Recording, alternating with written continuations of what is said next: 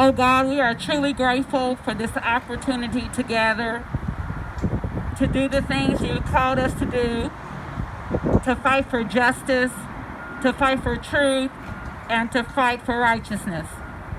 We ask, oh God, that you will just move mightily among all of us today so that we can bring about change, renew hope, and be the grace that you have given us each and every day so that we can share it throughout our community. This is our prayer in your name. Amen. Amen. We are so grateful to be here today, Noah, because we are here today to fight for justice around issues of policing that affect all of our community. We will go through our program, and we have Chavez Jackson to come to bring us the change and the narrative.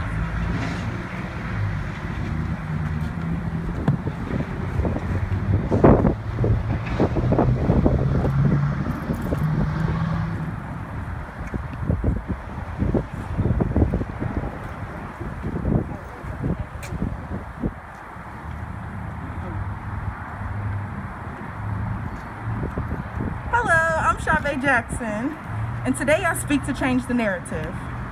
The abolishment of slavery was passed by Congress January 31st of 1865. Over a course of 400 years, slavery has evolved from plantations into imprisonment. Since 1970, the incarceration rate has expanded ×4, and Tennessee holds a 681% increase, and 42% of the population are brown and black people. We are no strangers to police brutality, so when one of us is killed, we must take a deeper look. In the instance of Nika Holbert, the concern of whether this was a routine traffic stop or was she a woman going to Dollar General to use the restroom? What is the policy and procedure for stopping a woman standing outside of her car? In the instance of Melissa Wooden, a cry for help resulted in a broken family and a life that can never be restored. What's the price on proper training for police officers on mental health crisis calls? A life? MNPD must stop killing our community members. We demand a change in policy and procedures. And with this change, we share with the community so the rights of the people are at the forefront. Thank you.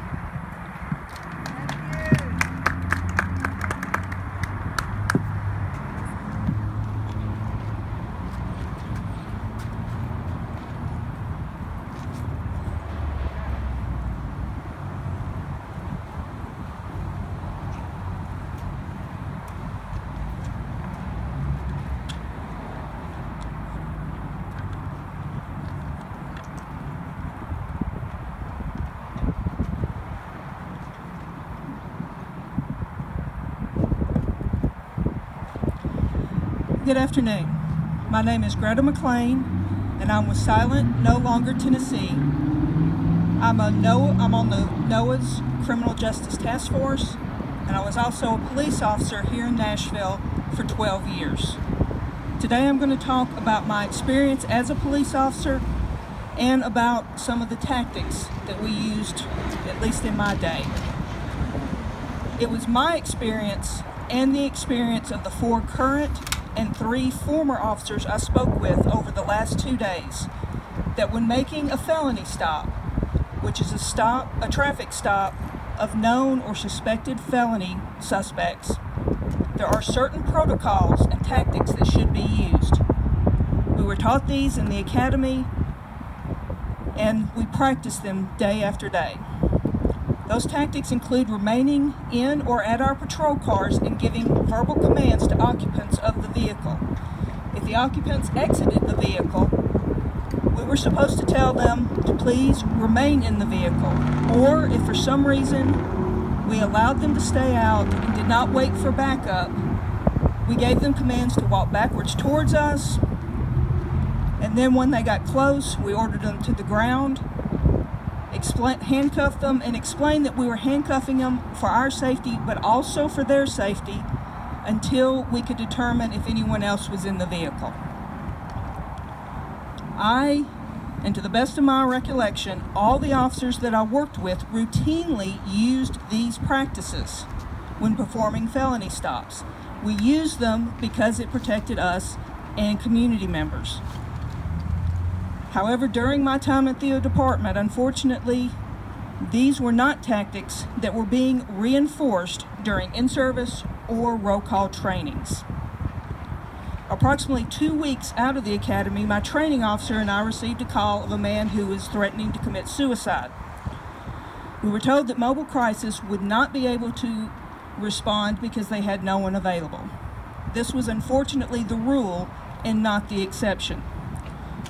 You can imagine my surprise when my sergeant told me that I needed to continue to speak with him and try to get him to come out and surrender without the use of proper force. Again, I was only 2 weeks out of the academy. Literally, it was probably the grace of God or perhaps sheer luck that I managed to get him to come out without having to use force. And thankfully, he was able to get the help that he needed without sustaining any injuries. I make these points to illustrate the need for the Metro Nashville Police Department to continuously focus on the use of proper tactics and de-escalation methods that can protect both the police officers and the general public, and to also encourage Mayor Cooper to adopt alternative proven solutions to responding to people in mental health crisis. Last year, I made some recommendations to the Police Policy Commission and also followed up with Deputy Chief Loki. Those recommendations included developing a work group that included law enforcement, city officials, faith communities, and community advocacy groups that could review training, programs, policies, and procedures and make recommendations on how to improve in areas that were deficient. I believe both March 12th instances are unfortunately very good examples of why this is needed, because proper training and use of officer survival tactics keep us safe as well as officers. Many of these recommendations, as I said, were presented to Chief Loki, but unfortunately I have not received any response as to whether they will be implemented in whole or in part. It is my sincere hope that the department and Mayor Cooper take these and the other recommendations that you'll hear today to heart. In my 12 years in law enforcement, I attended 6 line-of-duty officer funerals, one every 2 years. That's 6 too many. And I don't want to see any more officers killed. And I don't want to see any more of our community members killed. So again, I hope and pray that Mayor Cooper and the department is willing to embrace recommendations aimed at improving trust within the community, aimed at saving lives of both officers and our fellow Nashvillians, because in all honesty, that is what public safety and leadership is all about. Thank you.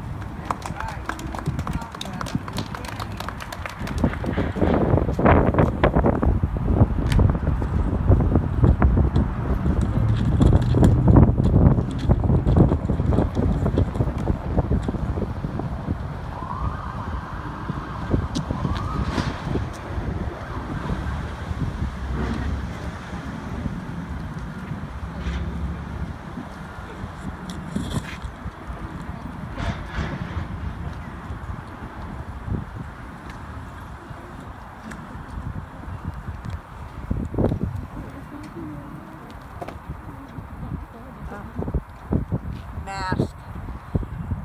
Good afternoon. I'm Reverend Jane Borum. Get the microphone. Oh, can you hear me? Is Much this better? Yeah. Hi, I'm Reverend Jane Borum. I'm the co-chair of the Criminal Justice Task Force at NOAA. And I'm here to announce a program that we in NOAA truly believe would have prevented Melissa Wooden from being killed, or from an attempted killing on her life. It may even have been useful in other situations of recent times in Nashville. The proposal that I'm going to tell you about is called HEALS. It stands for Health, Engagement, and Liaison Services. This proposal has already been brought before Chief Drake. We have met with him 2 times. We met with him January 5. We met with him March 4. He is aware of this proposal. The person at Mental Health Co-op, Amanda Brock, who's the clinical director there, is also aware of this proposal. This proposal is very much like the CAHOOTS program in Eugene, Oregon, which you may have read about or heard about. You can Google that on your own and find out how successful that is. It has saved thousands of lives, and it has saved millions of dollars for Eugene, Oregon. This program could easily be implemented here. Chief Drake wants to do something called a dual response team. We don't have as much of a problem with him trying something if he would just do that, but he hasn't done that yet. Talk, talk, talk. We're tired of talking. We're tired of waiting. Nashville cannot continue to kill innocent women. This has got to stop. It's just too old, and it's wrong. Each life is sacred. Each life that comes before us in the course of our daily activities has a special purpose to it. God has placed us here for a reason. These women are here for a reason. They need to be treated with respect. And protocol, as Greta said, needs to be followed. That is why protocol is there. People's lives depend on that. I will read you just a brief paragraph about HEALS, but if you would like more information, you can get copies of the HEALS proposal from Jerome Moore, our organizer, or you can email us at NOAA. I am Jane2302@att.net. I would be glad to send you a copy. Jerome is at NOAA, and you can get his email from him too, or he has a few copies here. HEALS is a community-based behavioral health crisis intervention program that would be staffed by Nashville-based nonprofit Community Mental Health Center, already licensed for a wide array of services, including outpatient treatment and crisis services.